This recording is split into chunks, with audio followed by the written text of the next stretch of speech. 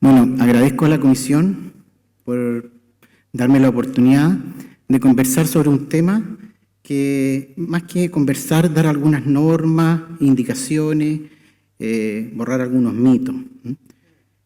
Bueno, vamos a hablar un poco de cirugía bariátrica y obesidad. Para hablar de este tema me importa saber la magnitud. Y claramente es de gran magnitud el problema. ¿Qué son el sobrepeso y la obesidad? Se define por la acumulación anormal o excesiva de grasa que puede ser perjudicial para la salud. Se define con IMC superior a 25, un sobrepeso, IMC mayor a 30 determina obesidad. Pero ya en el año 97, la Sociedad Americana de Cirugía Bariátrica, actualmente llamada Sociedad Americana de Cirugía Bariátrica y Metabolismo, agrega dos categorías: superobesidad y la superobesidad.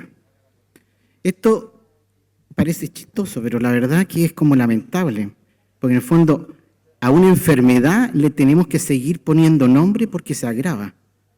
Es bastante malo. Ahora, magnitud del problema en cifras, hay muchos, ustedes, miles de datos, quise poner algunos. Desde 1980, la obesidad se ha doblado en el mundo. En el 2014, el 39% de las personas adultas de más de 18 años tenían sobrepeso y un 13% ya eran obesas. En el 2013, 42 millones de niños menores de 5 años tenían sobrepeso. Y esto es casi más irrisorio aún. La mayoría de la población mundial vive en países donde el sobrepeso y la obesidad cobran más vidas en personas que la desnutrición misma.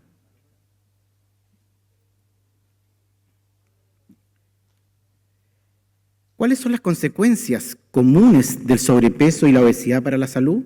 Son un importante factor de riesgo en aumentar enfermedades cardiovasculares, el desarrollo de diabetes tipo 2, los trastornos del aparato locomotor y algunos cánceres asociados como endometrio, mama y colon. La CIA, que la tenemos como en las películas, pero parece que ahora hizo algo más valioso, hizo un mapamundi sobre la obesidad en el mundo. Señaló que 700 millones de personas sufren de esta enfermedad. E hizo un mapamundi en donde le ponía colores, le asignaba colores según el porcentaje de cada país. Como pueden ver, el rojo es el de más, el 30% de la población, y acá en Chile,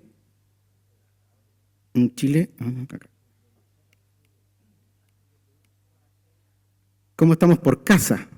Aquí la encuesta de la CIA mostró que estábamos en un nivel naranjo. Eso quiere decir, ellos calificaron como más o menos un 25% de la población. Y la encuesta nacional de salud exactamente dice eso. Dice que la población entre 45 y 64 años tiene un 36%. Desgraciadamente se concentra en los estratos de bajo nivel educacional, siendo la tasa nacional de 25.1, como el esquema que había mostrado la CIA en relación a 25. Más catastrófico aún, el exceso de peso. En el 2003 teníamos un 61% de personas, es decir, cerca de 7 millones de personas tenían exceso de peso en Chile. Y en el 2010 aumentó a casi 9 millones. ¿Y qué pasa con la obesidad mórbida?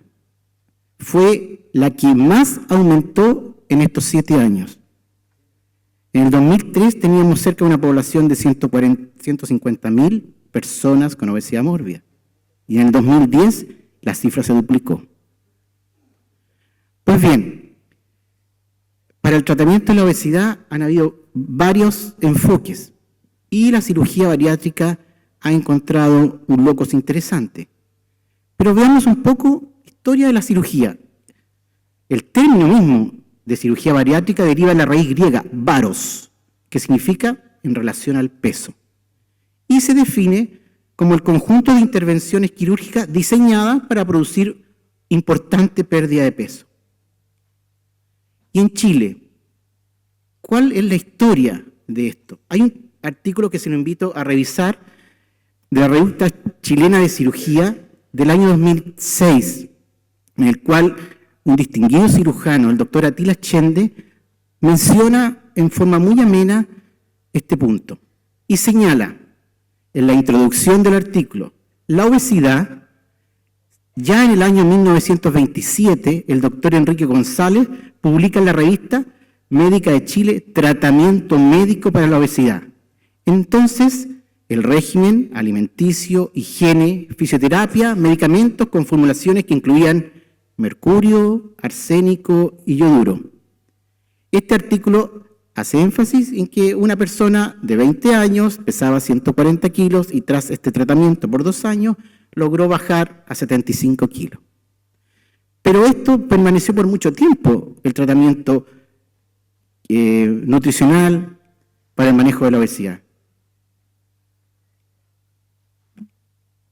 Y respecto a qué hay de la cirugía en la obesidad mórbida, solo recién, en el año 1986, cuando el doctor González y colaboradores en el Hospital Van Buren de Valparaíso reportan la experiencia de 6 pacientes con bypass y ayuno ileal portadores de obesidad mórbida.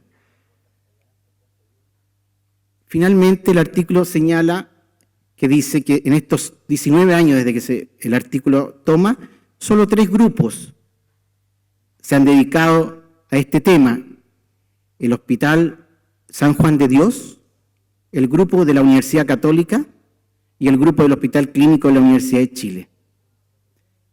Hace mención que hay mucha generosidad por parte de estos grupos científicos de enseñar al resto. Es decir, en esa época teníamos solo 3 puntos de desarrollo en Chile y hoy día está duplicado, mucho más. Pues bien, la historia de la cirugía bariátrica nace por allá del año 54, con distintas técnicas, que no se las voy a mencionar. Simplemente la idea de traer a colación este gráfico es ver que ha habido una evolución en las distintas técnicas, el bypass, la banda, y ya más adelante, ya en el año 95 prácticamente, empieza la era de estas mismas cirugías, pero laparoscópica, lo cual fue un gran avance y una gran disminución de la morbimortalidad de este procedimiento. Y ya en el año 2007 se habla más que de cirugía bariátrica, se habla de cirugía metabólica, un importante término que a los cirujanos les gusta acuñarlo, que hay que tener cuidado. Tipos de cirugía. Existen 3 tipos. Las restrictivas, como su nombre lo dice, limita la ingestión de alimentos mediante la reducción, se achica, de la cavidad gástrica. El emblema, gastrectomía vertical. Técnicas malabsortivas. El objeto es limitar la absorción de alimentos. Ejemplo, el bypass y ayuno ileal. Y, obviamente, nacieron las técnicas mixtas, que toman tanto restrictivas como malabsortivas. Y en ese concepto está el bypass gástrico en IDRU. Ahí está en detalle todas las modalidades que existen, pero en general son 3 los procedimientos quirúrgicos utilizados en la práctica clínica contemporánea. El bypass gástrico, que como lo ven, básicamente el estómago se reduce y el resto se desfuncionaliza. Ahí podemos hablar del largo del asa, de los tipos de asa, etc. Básicamente ese es el procedimiento. La gastrectomía vertical o en manga, que es quirúrgicamente más simple, que se elimina prácticamente el fondo gástrico, la curvatura mayor, y tiene menos complicaciones quirúrgicas, aparentemente. Y la banda gástrica, que se pone un dispositivo externo, comprimiendo la zona gastroesofágica, y se maneja en forma percutánea para aumentar o disminuir la estrechez de esa parte. La banda gástrica ajustable, aunque esta última está en franco desuso en nuestro país. Ahora, ¿qué ha pasado con estas técnicas? Bueno, la Cochrane en el año 2013 encontró limitada evidencia que sugiere Primero, es importante esto del 2013, porque no se sabía qué era mejor, los estudios eran no tan limpios, etc. Y con la rigurosidad de la Cochrane señaló en ese momento, la baja de peso del bypass es mayor que la de la banda gástrica, pero igual que la gastrectomía vertical o en manga. Y por otro lado, la gastrectomía vertical era producía más baja de peso que la banda gástrica. En resumen, estos resultados, entre otros múltiples factores, los que han permitido al bypass en IDRU y la gastrectomía vertical o en manga que sean las técnicas más requeridas por los equipos tratantes actuales. Importante mencionar lo que dice la Cochrane en este punto respecto que muchos estudios evaluaron los efectos de la cirugía bariátrica en el tratamiento de las comorbilidades en pacientes con IMC más bajo. Gran discusión. Por lo tanto, hay una falta de prueba sobre el uso de cirugía bariátrica para el tratamiento de las comorbilidades en pacientes que tienen sobrepeso o que no satisfacen los criterios de estándar para la cirugía bariátrica. Por lo tanto, disponemos de una poderosa herramienta. ¿Cómo usarla? Bueno, en el año 2013 la Sociedad Americana de Obesidad, la Sociedad de Endocrino, sacaron esta guía. Como toda guía nueva, está sometida a todo este desarrollo en donde hablan el nivel de evidencia, para recordar que nivel evidencia 1 es lo más potente y nivel evidencia 4 menos potente. Analizar los factores concomitantes y finalmente se llega a la clase con el grado de grade, en donde ellos definen lo más potente en evidencia es obviamente un nivel 1, un grade A, y lo más malo, un 4, nivel D. ¿Por qué traigo a colación? Porque los resultados están expresados según este grade. Esta guía está muy ordenada y analizan 7 preguntas a las cuales van contestando según las revisiones que han realizado. Me detendré principalmente solo en 3. Pregunta 1. ¿A qué paciente se le debe ofrecer cirugía bariátrica? Señala, con evidencia alta, los pacientes con IMC de 40 sin otros problemas médicos y para quienes la cirugía bariátrica no representa riesgo, grade A, nivel 1. A los pacientes con IMC más de 35 y uno o más comorbilidades relacionadas con la obesidad, grade A, nivel 1. ¿Qué relación con la obesidad? Diabetes, hipertensión, síndrome de apnea del sueño, incontinencia urinaria, artritis y artrosis. Aquí estamos en el punto de discusión. IMC de 30, control de peso y mejora de los marcadores bioquímicos de riesgo de enfermedad cardiovascular. Grado B. Nivel de evidencia, 2. Y finalmente, IMC de 30, control de la glicemia en los diabéticos tipo 2 y la mejora de marcadores bioquímicos de riesgo cardiovascular. Grado C, nivel 3. Ahora, ¿qué procedimientos bariátricos ofrecer? La mejor opción, cualquier procedimiento bariátrico depende de los objetivos individuales. Tratamiento, ¿qué es lo que yo pretendo? Experiencia local y regional, muy importante.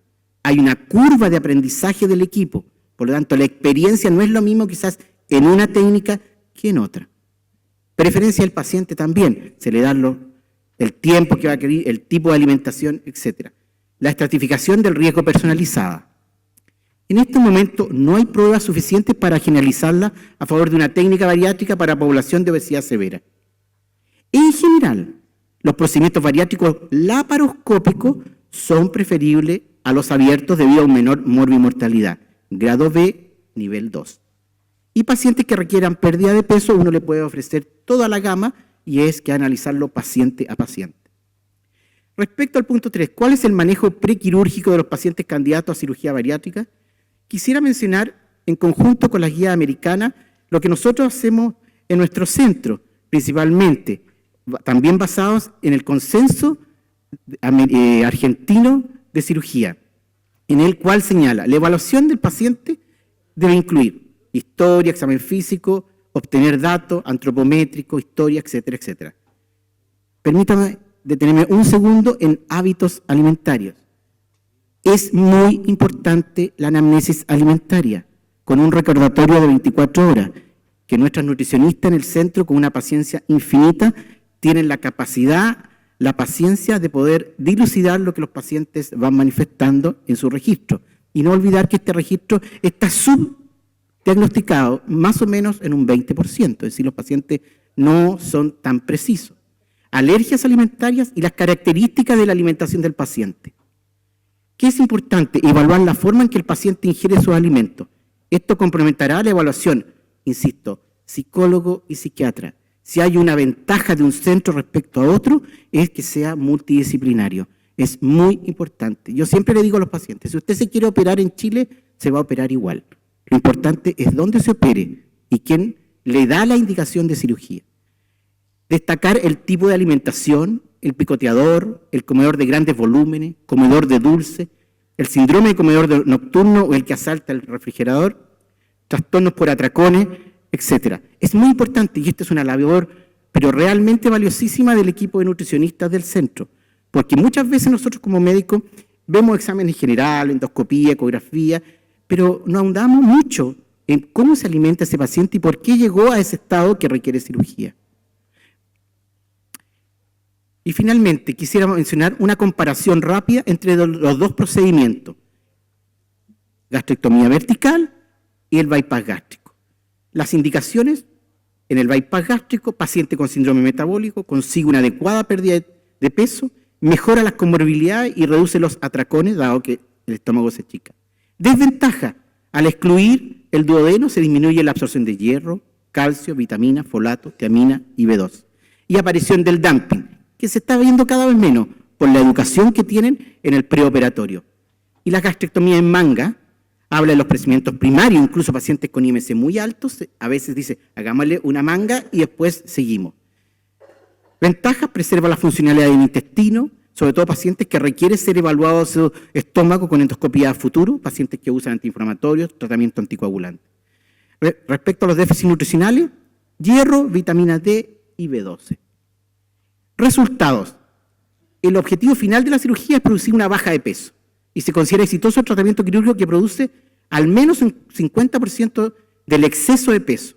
De todos los pacientes sometidos a cirugía bariátrica en el mundo, alrededor de un 20% no consigue bajar un 50% de su peso. Es ahí cómo se calcula el porcentaje de pérdida de peso. Es porcentaje peso perdido, exceso de peso por 100. Ahí está la fórmula. En general, un paciente que mide 1,70 m debería pesar 65 kilos y baja a 85 kilos por cirugía, tiene un porcentaje de exceso de peso perdido de un 53%. Finalmente, quiero mencionar lo que en nuestro centro se hace, o se ha hecho hasta la fecha. Se inicia la cirugía bariátrica en la clínica alemana de Temuco en forma aislada en el año 1999, como protocolo ya formal desde el 2006. La cantidad de pacientes: banda gástrica 12, Santoro, que es un tipo variante de bypass, el bypass de Nierru 5, y la manga gástrica, que está ganando con un 467 pacientes hasta el momento. Gracias a Dios las complicaciones han sido escasas y está dentro de lo esperable según la literatura internacional. Estos datos fueron proporcionados por el equipo, los cirujanos de cirugía bariátrica. En resumen, antes que me eche, la obesidad es un problema de salud pública mundial y local. Existe clara evidencia entre obesidad y aparición o agravamiento de comorbilidades como la hipertensión, la diabetes, la artrosis. La cirugía bariátrica es actualmente una herramienta terapéutica probada para el manejo de la obesidad mórbida. La cirugía bariátrica es una herramienta terapéutica importante para el mejor control de las comorbilidades como la diabetes. El éxito, y este es el punto que yo quiero de esta charla, les quede más. El éxito de la cirugía bariátrica a corto, mediano o largo plazo depende importantemente del manejo multidisciplinario del paciente, que se determina qué tipo de cirugía, el tratamiento prequirúrgico, la labor de la nutricionista, psicólogo, psiquiatra. y el manejo postoperatorio. Los pacientes no pueden quedar a la deriva, no se trata de operar y hasta luego. El paciente es distinto y ese paciente debemos seguirlo, es nuestra responsabilidad. Y esa es la ventaja de trabajar en un centro serio y multidisciplinario. Muchas gracias.